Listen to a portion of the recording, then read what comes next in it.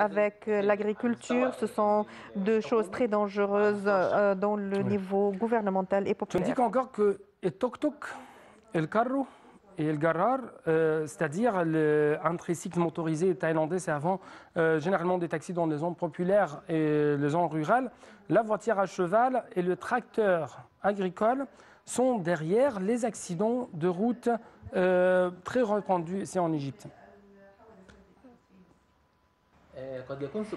Peut-être les Kérotes ne savent pas bien ce qui veut dire les charrettes et les chariots.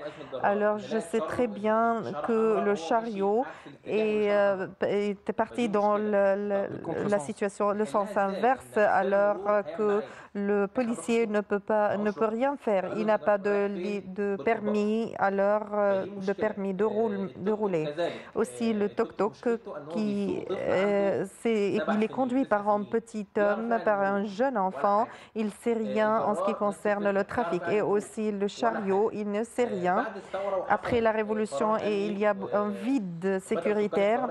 Et les Kérotes ont bien vécu le problème du tuk-tuk qui roule dans chaque sens inverse.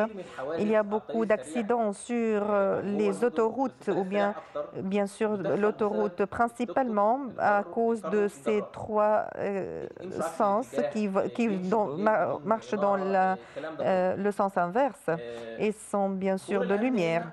Le rôle de la sécurité, qu'on doit avoir des permis pour ces trois catégories et aussi de changer les charrettes et les chariots et aussi les ONG qui doivent sensibiliser les gens humains sur ceux qui conduisent ces trois genres. On ne doit pas rouler dans le sens inverse. Il y a beaucoup de sens de trafic et de conditions qui doivent être... il y a beaucoup de problèmes qui se trouvent là-dessus et j'espère qu'ils soient résolus. Donc vous voyez que le problème des accidents de route, c'est la culture, ou plutôt l'éducation, ou plutôt le manque de surveillance de la part des autorités gouvernementales ou quoi?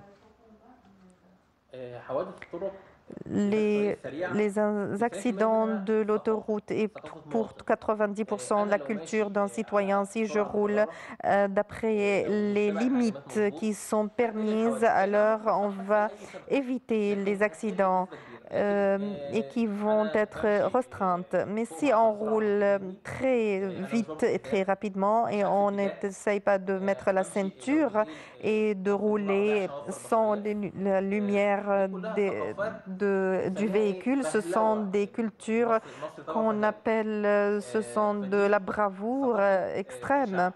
C'est de l'extrémisme.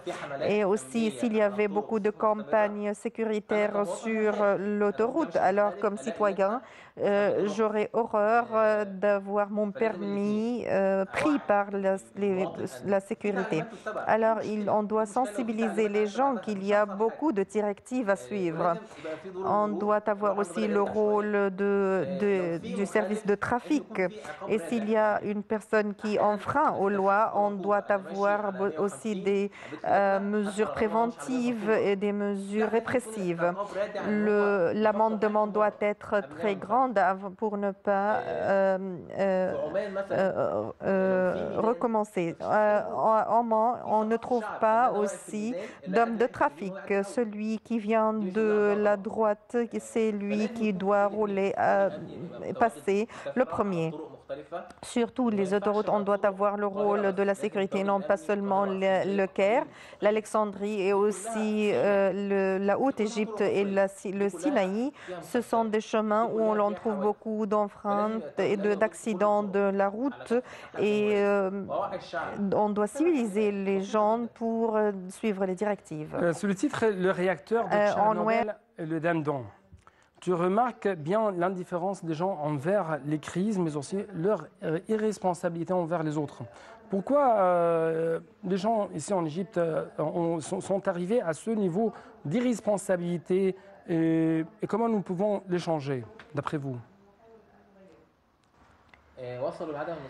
Ils ont atteint ce niveau pour deux raisons. La première est que je vois que la punition n'est pas très grande et si l'amende est imposée à l'heure, il y aurait une personne qui va essayer de la changer.